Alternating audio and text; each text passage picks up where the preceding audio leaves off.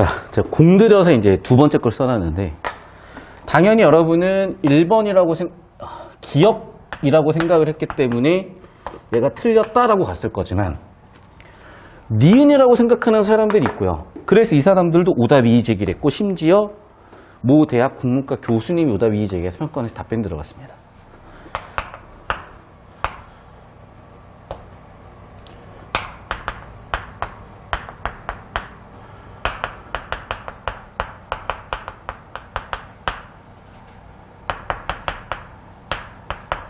수업 중에 이거 오답 이의 제기 답변 주셨던 교수님, 그러니까 우리나라 수능 출제에 있어서 문법에서 가장 권위 있으신 교수님이겠죠. 그분께서 이 문제 애들한테 나눠주면서 설명을 딱 해주셨어요.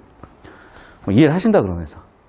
아무래도 이제 대학 전공 수업이었으니까 이 설명을 어떻게 해주셨냐면은, 의문론 플러스 휴지라는 개념으로 설명을 해주셨는데, 학생들이 휴지라는 개념을 처음 듣는 거야. 그러니까 아니, 서울대 애들 말고, 서울대 애들은 당연히 다 알고, 나도 당연히 휴지를 다 알고 있다고 생각을 했지. 이 휴지 말고, 죄송해요.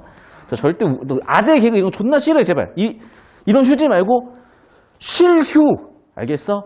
쉼표란 얘기야, 쉼표. 쉽게 얘기하면은. 근데 쉼표가 없는데 쉼표가 있다는 얘기인데, 이거는 무슨 얘기냐면 나중에 설명을 드리고, 다시 얘기하면 학생들이 자꾸 휴지라는 개념을 나한테 물어보더라고.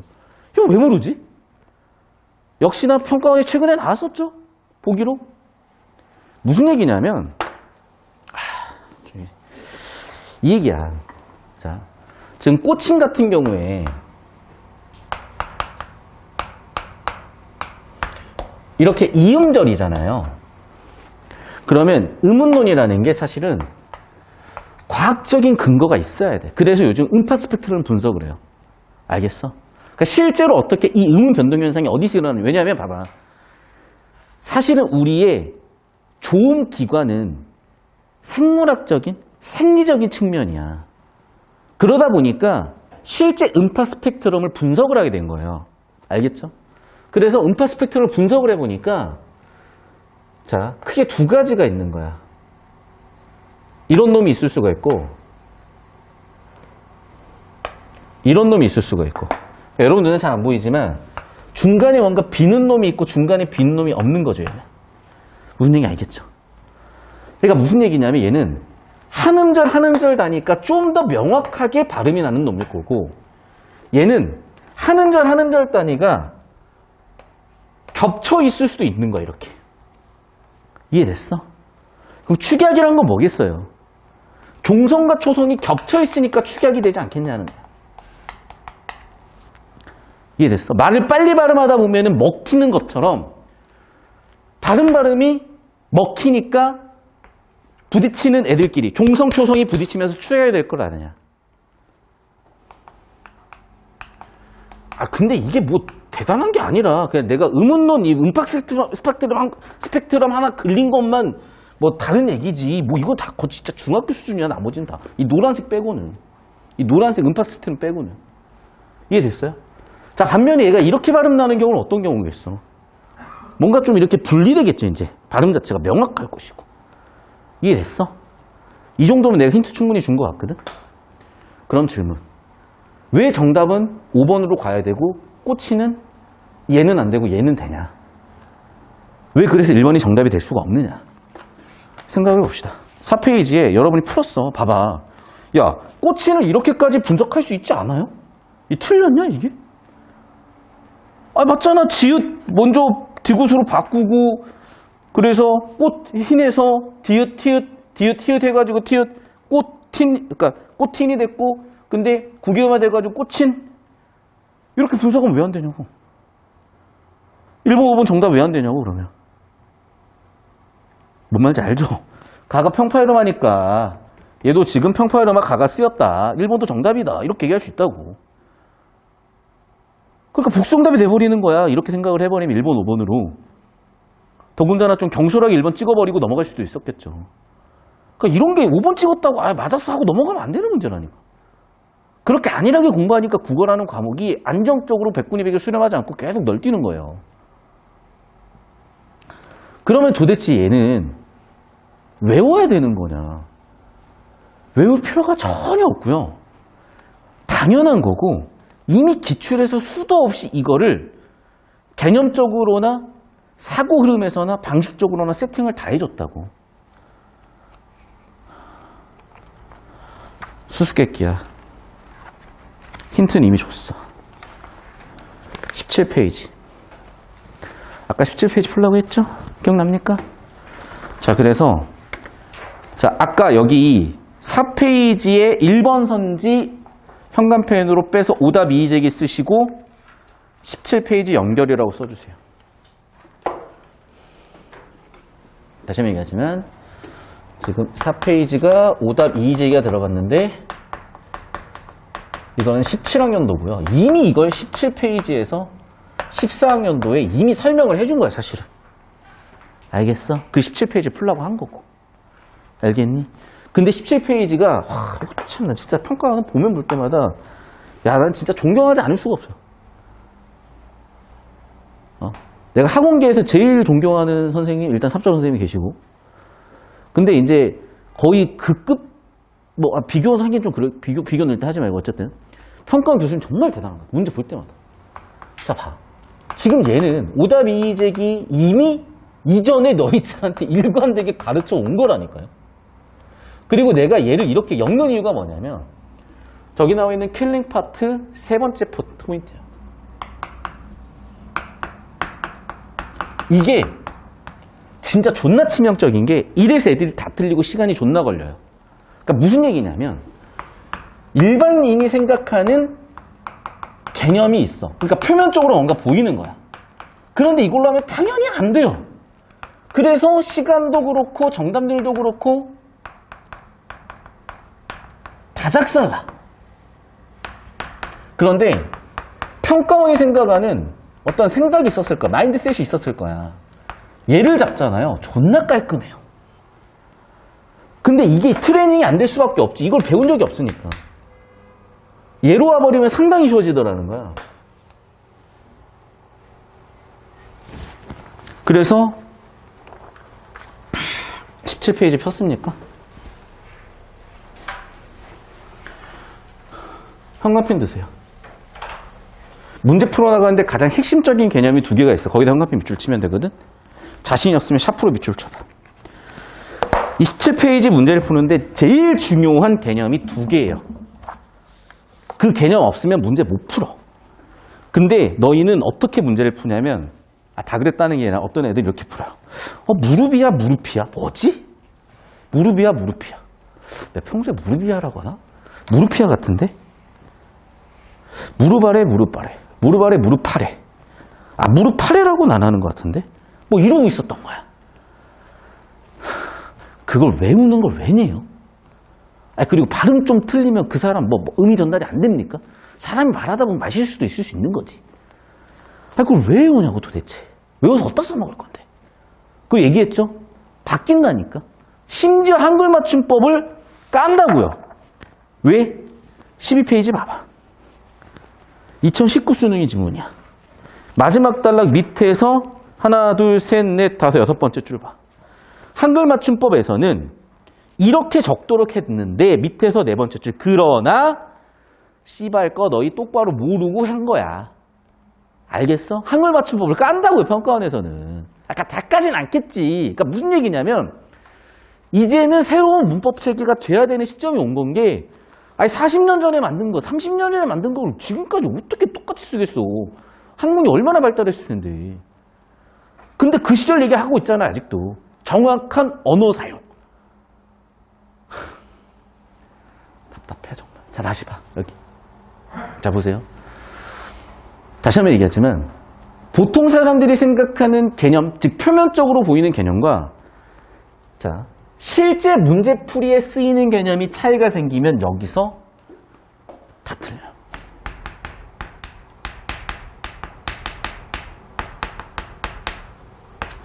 그래서 17페이지 그 두 개 찾아서 두 개 찾아보세요. 그리고 내가 봤을 때 이 간격은 거의 진짜 초월적이에요. 초월적.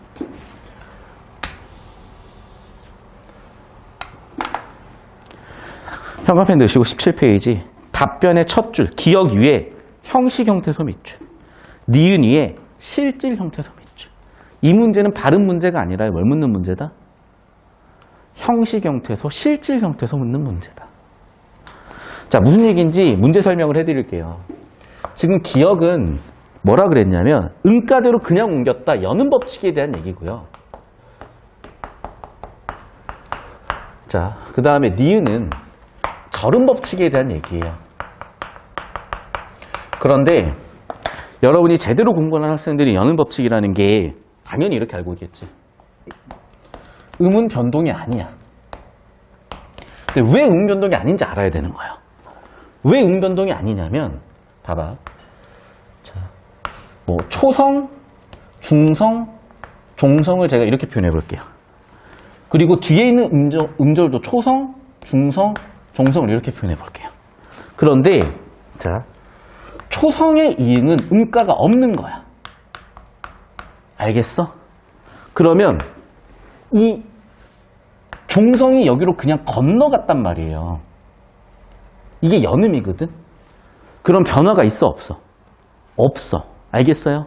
그러니까 교체, 축약, 첨가, 탈락같이 뭔가 교체, 바뀌거나 축약, 줄거나 첨가, 들어오거나 탈락 두 개 중에 뭐 하나가 빠지거나 그게 음운이 변동한 건데 얘는 원래 없던 자리에 그냥 들어간 거니까 음 변동이 아니라고. 알겠어? 자, 그럼 봐. 여는 법칙은 언제 일어난대요? 거기 봐봐. 뭐라고 돼 있어? 자, 음절 플러스 형식 형태소 오면요 라고 그랬어. 알겠냐? 절음 법칙은 언제 일어난대요? 현관표 입줄 쳤죠? 니은 언제? 실질 형태소 오면이라고요. 됐니? 그리고 사실은 개념을 적용해 보니까 절음 법칙은 뭐겠어? 평파열음하잖아. 음절 끝소리 규칙이라고요. 끝났네. 음절 끝소리 규칙은 언제 적용이 돼? 뒤에 실질 형태에서 붙으면. 여름 법칙은 언제 적용이 돼? 형식 형태에서 붙으면. 왜 그런지 하나 더 설명을 해줄게. 우리가 자꾸 언어와 사고의 관계를 규정하는 문법 1단원을 대충 넘어가요. 공부할 거 없다고. 할 게 없긴 해. 근데 이건 잡아야지. 무슨 얘기냐면 잘 봐. 자, 형식 형태에서라는 애는 의미가 있습니까? 없습니까? 의미가 없죠. 실질 형태에서는 의미가 꽉 차 있죠. 그럼 봐. 의미를 명확히 전달하려면 발음을 명확히 해야 되겠어요? 대충 얼마 부리면 되겠어요? 발음을 정확히 해야지. 맞아요. 의미가 어차피 없는 애들이기 때문에 발음을 편하게 해줘도 의미 전달이, 그러니까 얘만 살아있으면 되니까, 앞쪽에만 의미 전달되면 되니까 그게 문제가 없는 거야. 됐어? 그러니까, 연달아 발음해버리겠구나. 그러니까, 여기를 끊어서 발음해야 되겠구나가 되는 거라고. 끝났네. 끝났어. 그럼 봐. 이게 축약 같은 경우도 봐봐. 축약도 한 음절 명확히 발음하는 거야? 아니면 얘랑 얘를 합쳐버리는 거야? 후자죠. 맞잖아. 축약은 얘랑 합쳐지는 거잖아. 그럼 얘랑 왜 합쳐지겠어요? 얘겠어. 1번이겠어, 2번이겠어. 기억이겠어, 니은이겠어. 기억이지. 니은이면 하나하나를 명확히 발음할 거 아니야. 끊고 발음할 거 아니야. 언제 축약이 왜 일어나요? 그러니까 1번이었기 때문에 빨리 발음해도 얼마 부려도 편하게 발음해도 축약해서 발음해도 의미 전달 지장 없고 형식 형태에서 문법적인 표현도 전달이 됐을 거 아니야. 됐니? 끝난 거예요. 자, 축약이려면 뒤에 뭐가 와야 된다? 형식 형태소가 와야 된다. 음절 끝소리 규칙이 적용되려면 뭐가 와야 된다? 뒤에 실질 형태소가 와야 된다. 근데 보자. 꽃, 희. 끝났네요. 이 희는 누구야? 이희리기, 우추, 사동, 피동, 전미사, 형식 형태소 정답 얘라고 그래서. 이해됐냐? 평가원에서 이렇게 일관되게 기존의 기출을 통해서 이미 세팅해놓은 개념체계를 바탕으로 정말 일관되게 논리적 사고와 개념의 활용과 흐름을 잡았음에도 되게 단편적으로 단선적으로 A를 외우면 풀 수 있고 B를 모르면 틀리는 그런 정말 질 낮은 문제로 해석을 해버리니 해도 안 되는 과목이 돼버리는 거고요. 문법도 공부하는 거 보면은 진짜 황당스러운 게 뭐냐면 수능에 나오는 문법은요 6시간이면 진짜 설명도 다 끝나요. 할 게 없어 그냥. 나머지는 그냥 혼자 교과서 보면 하면 돼. 근데 막 18시간, 막 24시간. 왜 그러냐면 뭘 가르쳐야 될지 모르는 거야. 정확하게는 코어와 개념을 못 잡고 있어요. 그러니까 자꾸 쓰잘데기 없는 거는 가르쳐. 막 한글 맞춤법 조항 쳐 외우고 있어. 안타까워요, 여러분. 정말로. 안타까워요.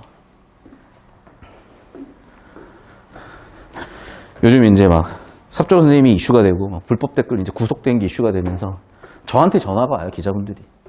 왜냐면 삽조 선생님이 이제 마지막으로 하셨던 사업이 이제 스카이에듀 강사 발굴 육성 프로그램이었고 그때 이제 국어 교수를 내가 했었고 근데 이제 정보가 노출될 사람이 나밖에 없으니까 기자분들이 저한테 연락이 많이 와요, 이제. 근데 볼 때마다 이제 나는 참 입도 근질근질하고 할 얘기도 많은데 내가 지금 대치동 나와서 수업을 하는 이유와 목적이 사실은 또 있고 그래서 말을 아끼고 있는데요. 그러다 보니까 수업 중간중간에 자꾸 이제 답답함에 의한 과격한 표현들이 있는데 상처받지 말고 여러분 잘 되라고 열심히 하라고 집중하라고 하는 얘기들로 이해해 주시고 다시 설명을 드리면 2014년도 9월 B형에 출제됐었던 연음법칙, 절음법칙에 대한 이 문제가 이미 평가원에서 중요하게 생각했던 핵심 코어한 개념. 자, 연음법칙이랑 음변동이 아닌데 연음법칙이 될 수 있는 이유는 뭐냐면 뒤쪽에 형식 형태소가 붙어 있으니 의미가 없는 놈이 붙어 있으니 발음을 편하게 해도 되더라. 반면에 절음법칙, 평파로 음절거 수리 규칙은 발음을 명확하게 해줘야만 의미 전달이 되더라. 그럼 이미 끝난 거예요, 저 문제는. 자, 얘가 꽃, 흰 이렇게 발음이 되려면 절음법칙이 되려면 뒤에 오는 이 희라는 놈이 실질 형태소였어야 되는 거예요. 그런데 희는 사동피동 전미사였기 때문에 형식 형태소였기 때문에 의미가 없고 그런 발음을 편하게 해도 의미 전달, 문법적 기능 다 충족이 돼. 발음 편의까지 충족이 돼. 그러니까 꽃힌으로 편하게 발음해서 의미 전달, 발음 편의성, 문법적 기능까지 전달을 해버린 거죠. 그래서 꽃힌이라고. 됐어? 그럼 평가원에서 얘기하는 이 휴지라는 개념은 뭐겠어요? 그래. 여기서 명확하게 끊을 거냐 말 거냐 이걸 휴지라고 그런다고. 이렇게 끊으면 이걸 휴지라고 하는 거야. 이렇게 끊으면. 알겠냐? 꽃, 흰, 뭐 이렇게. 됐니? 자, 그러면 이제 17페이지도 설명을 하자면 이거죠. 무릎, 이야.